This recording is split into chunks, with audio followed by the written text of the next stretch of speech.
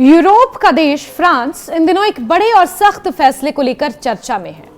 वहां की सरकार ने तय किया है कि 15 साल से कम उम्र के बच्चों को सोशल मीडिया इस्तेमाल करने की इजाजत नहीं दी जाएगी।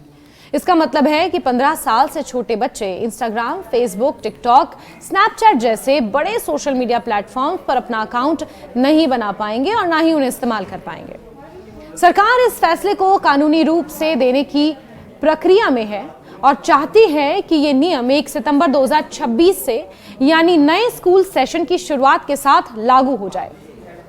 ये फैसला अचानक नहीं लिया गया। इसके पीछे कई सालों से चल रही बहस, रिसर्च, माता पिता की चिंता और राजनीतिक दबाव शामिल हैं। फ्रांस की नेशनल असेंबली ने जनवरी 2026 में एक बिल पास किया जिसमें साफ लिखा गया कि 15 साल से कम उम्र के बच्चों को सोशल नेटवर्किंग प्लेटफॉर्म तक पहुंच नहीं दी जाएगी। अभी इस कानून को पूरी तरह लागू होने के लिए सीनेट की अंतिम मंजूरी और कुछ औपचारिकताएं, प्रक्रियाएं पूरी करनी है।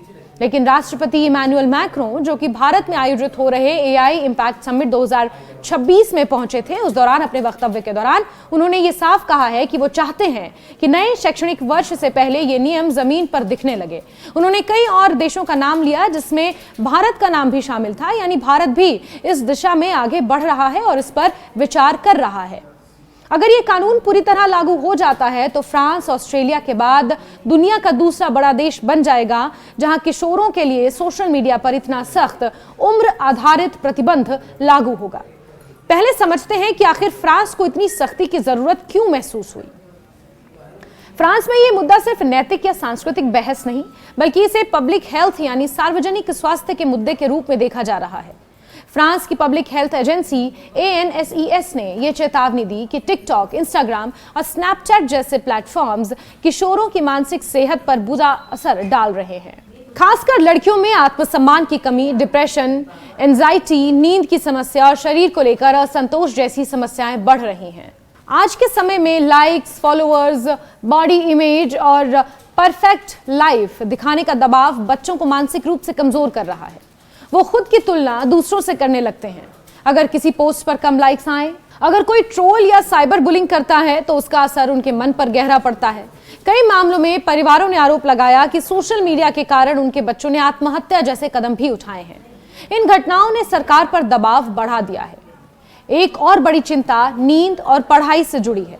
सर्वे के अनुसार फ्रांस के लगभग आधे किशोर रोजाना 2 से 5 घंटे स्मार्टफोन पर बिताते हैं। 12 से 17 साल के करीब 90% बच्चे रोज इंटरनेट के लिए स्मार्टफोन इस्तेमाल करते हैं और उनमें से 58% सोशल मीडिया पर सक्रिय हैं। सरकार का तर्क है कि बच्चे कम सो रहे हैं, पढ़ाई पर कम ध्यान दे रहे हैं और लगातार स्क्रीन से चिपके रहते हैं। इससे उनकी शारीरिक और मानसिक सेहत दोनों पर असर पड़ रहा है। राष्ट्रपति इमैनुअल मैक्रों ने कई बार कहा कि फ्रांस अपने बच्चों के दिमाग और भावनाओं को विदेशी एल्गोरिदम के हवाले नहीं कर सकता। यहां बात डिजिटल संप्रभुता की भी है। फ्रांस का मानना है कि बड़ी टेक कंपनियों का मकसद मुनाफा कमाना है, बच्चों की भलाई नहीं।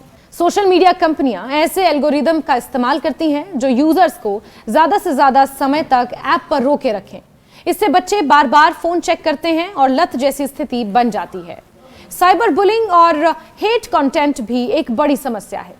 पिछले कुछ वर्षों में फ्रांस में ऐसे कई हाई प्रोफाइल मामले सामने आए जिनमें सोशल मीडिया के जरिए नफरत फैलाने, ट्रोलिंग और मानसिक उत्पीड़न की घटनाएं हुई।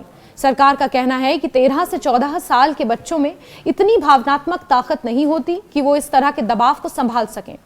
इसलिए सांसदों ने इसे पब्लिक हेल्थ इमरजेंसी जैसा मुद्दा मानते हुए सख्त कदम की मांग की। अब सवाल उठता है कि इस पर बैन का पालन कैसे होगा। कानून बनाना आसान है लेकिन उसे लागू करना मुश्किल। फ्रांस सरकार ने इसके लिए कई स्तरों पर योजना बनाई है। लक्ष्य यह है कि सितंबर 2026 से जो भी नया अकाउंट बने उसमें उम्र की सख्त जांच हो।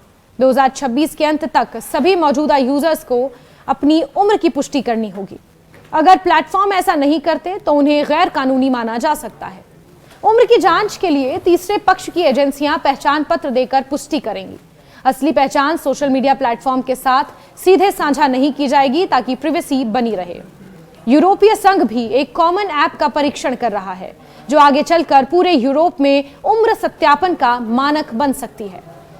फिर भी सरकार मानती है कि 100% रोक लगाना संभव नहीं होगा। बच्चे वर्चुअल प्राइवेट नेटवर्क का इस्तेमाल कर सकते हैं, गलत जन्मतिथि डाल सकते हैं या माता पिता का अकाउंट इस्तेमाल कर सकते हैं। लेकिन सरकार का कहना है कि अभी पूरी तरह खुली और बिना जांच वाली पहुंच खत्म हो जाएगी। कम से कम प्लेटफॉर्म को जिम्मेदार ठहराया जा सकेगा। फ्रांस ने यूरोपीय संघ के डिजिटल सर्विसेज एक्ट के तहत ये रुख अपनाया है कि सोशल मीडिया कंपनियों को नाबालिगों की सुरक्षा सुनिश्चित करनी होगी। अगर वो कानून का पालन नहीं करते तो उनकी वैश्विक सालाना आय के आधार पर भारी जुर्माना लगाया जा सकता है। इसका मतलब है कि कंपनियों के लिए ये नियम नजरअंदाज करना आसान नहीं होगा। फ्रांस का मीडिया रेगुलेटर आरकॉम उन प्लेटफॉर्म्स की सूची तैयार करेगा जिन्हें हानिकारक माना जाएगा। इन पर 15 साल से कम उम्र वालों के लिए सीधा बैन लागू होगा।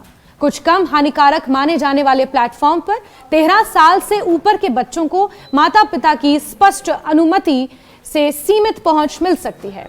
फ्रांस में पहले ही मिडिल स्कूल स्तर तक मोबाइल फोन के इस्तेमाल पर प्रतिबंध लगाया जा चुका है। अब इन नए बिल के साथ हाई स्कूल में भी मोबाइल इस्तेमाल को और सख्त किया जाएगा ताकि क्लासरूम में सोशल मीडिया का दखल कम हो। दुनिया के दूसरे देशों में भी इस तरह की चर्चा चल रही है। ऑस्ट्रेलिया ने दिसंबर 2025 में 16 साल से कम उम्र के बच्चों के लिए सोशल मीडिया अकाउंट पर बैन लागू किया। रिपोर्ट के मुताबिक लाखों अकाउंट्स हटाए गए या निष्क्रिय किए गए। Denmark, Austria, Spain, Italy, Germany और नीदरलैंड्स में भी इस विषय पर बहस चल रही है। यूनाइटेड किंगडम में 16 साल की उम्र सीमा तय करने पर विचार हो रहा है। हालांकि फ्रांस के इस फैसले का विरोध भी हो रहा है। कुछ डिजिटल अधिकार कार्यकर्ता और वामपंथी समूह इसे अत्यधिक सरकारी दखल बताते हैं। उनका कहना है कि बच्चों को डिजिटल साक्षरता सिखाई जानी चाहिए, मीडिया लिटरेसी बढ़ाई जानी चाहिए, ना कि सीधे बैन लगाया जाए। कुछ लोग ये भी पूछ रहे हैं कि उम्र जांच के लिए पहचान पत्र या फेस स्कैन का इस्तेमाल डेटा प्रिवेसी के लिए खतरा तो नहीं होगा। फिर भी फ्रांस सरकार का मानना है कि अगर कंपनियां बच्चों की सुरक्षा को प्राथमिकता नहीं देंगी तो सरकार को हस्तक्षेप करना पड़ेगा। ये सिर्फ एक तकनीकी या कानूनी मसला नहीं है, बल्कि आने वाली पीढ़ी के मानसिक स्वास्थ्य और भविष्य से जुड़ा सवाल है।